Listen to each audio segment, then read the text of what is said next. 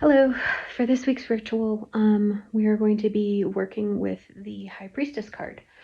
It is the third card in the Major Arcana of the Tarot, and some of the more important elements of this card are the black and white pillars on either side, the starry background, and the moon hat that she has. Sometimes it is just a moon, and sometimes it is a fancy hat that is meant to look like a moon. The dark night sky tarot cards are generally the unconscious, so usually it's something bubbling up in dreams or something to do with the intuition, as opposed to more conscious elements that would be shown during the time of the light of day with either a golden sky or a blue sky. So this is an unconscious kind of concept. And what I want to do for this ritual is basically show you how to build an altar. We're going to use the same 4 tools that we used before with the magician, one for each of the suits of the tarot. So if you still have those already out and around, those we're going to go onto your altar. The other tools that you might need or want for this are going to be maybe a tea light or some sort of candle, maybe a sort of incense or some other sort of clearing. I also like to include a bell of some sort for also some sort of cleansing and clearing, and then anything else that's meaningful to you. So stones, crystals, or something that signifies what you're working on right now, or anything like that can also be really useful. It's all symbolic and it's all tied to your unconscious, so it's very specific to you, right? It's not going to be something I can tell you like flat out you should do it this way. Um, the other thing that I like to look at with the High Priestess in general is the fact that you already know the answers. Just like the magician already has all the tools, the High Priestess already knows all the answers. So this is a card about connecting with your intuition and connecting with your interiority. You might have a dream journal and work through a dream, and that would be a High Priestess kind of activity. The other thing that works for this is drawing cards, and oracle cards or any sort of tarot card, anything like that can be very good for tapping into the intuition and kind of asking yourself what you already know about whatever situation it is you're looking at. So I'm going to draw a card for mine, and then I'll show you how I'm setting up my altar. For my own card, I am going to be pulling from The Wild Unknown Archetypes by Kim Krans. This is a beautiful deck that is intended to get at archetypal concepts. And I find it a little difficult to shuffle, but I always get a lot out of the exercises. So all we're going to do is shuffle these cards. Some people do pop-outs, which is where they kind of loosely shuffle, kind of like I am. And if a particular card kind of volunteers, then that's the card that they're reading. As you see, for me, pop-outs are a whole bunch of cards. So what I tend to do is kind of shuffle them up as I think about like the situation that I have questions about. And I might think, about setting the intention for this altar and, where do I already know what's going on? These 2 guys just popped out and I think I'm going to use them. So again, you can kind of do this any way that works well for you. Sometimes I do it based on vibe. You never know. So in these cases, what we're going to do is look at, there's actually 3 cards here. We have the Creator, we have the Mystic, and we have the Destroyer. And those are my 3 cards that I've pulled out. Now in this case, I'm not super extra familiar with this deck, so I'm going to look up each of these and kind of figure out what's going on with them. For me, the cool thing about this book is that it also has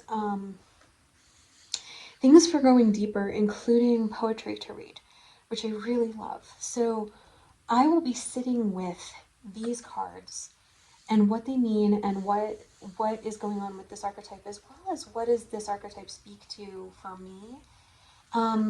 One of the ways that I often recommend using the tarot and looking at these things for ourselves is going to be sitting with the images themselves. This is art, and so the art itself can speak to us on an intuitive level in a way that we don't need necessarily to have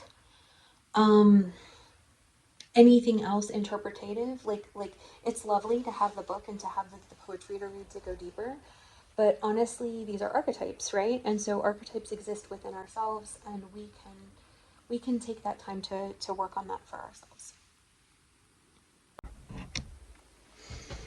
Okay, so this is a contemplative one, and so it's a little hard to have a tangible practice around contemplation. It is useful. If it is useful for you, it is useful to me to have some time to remember to ground, as well as to have some time to remember my intentions. I set an altar every day, not for any sort of religious practice, but for connecting to my unconscious, connecting to my higher self, to the peace within me that is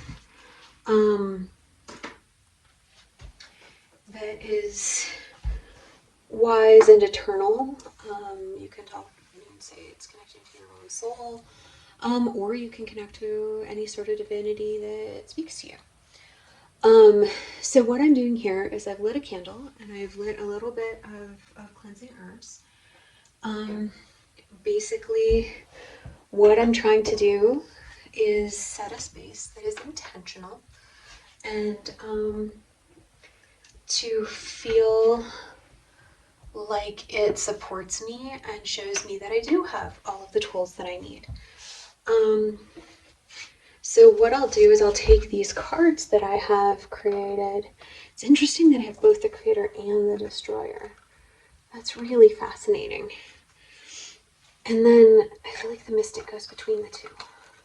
I feel like you have destruction, and then you have the Mystic, and then you have the Creator. And the organization of these things is, again, entirely intuitive, because the High Priestess is telling you you already have all the tools you need, like the Magician, but not just the physical, actual tools.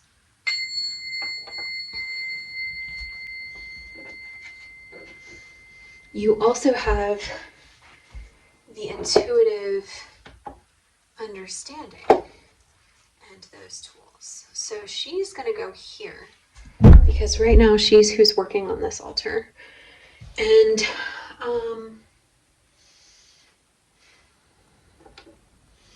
I'm going to call in some rose quartz just for a little bit of self-love. And some carnelian for inspiration.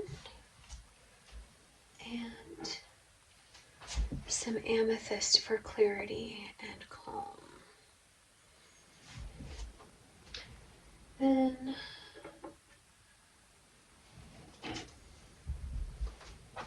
I think what I want to do is a little bit of tourmaline, both to keep the space cleansed as well as to ground and keep myself clear. So what I'll do every morning is I ring the little bell.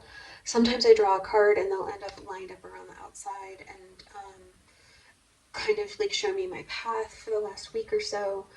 Sometimes it's 2 weeks, it kind of depends. And then I light a candle every morning, and I use tea lights just because they're kind of simple and finite, and they burn out before I forget to blow them out.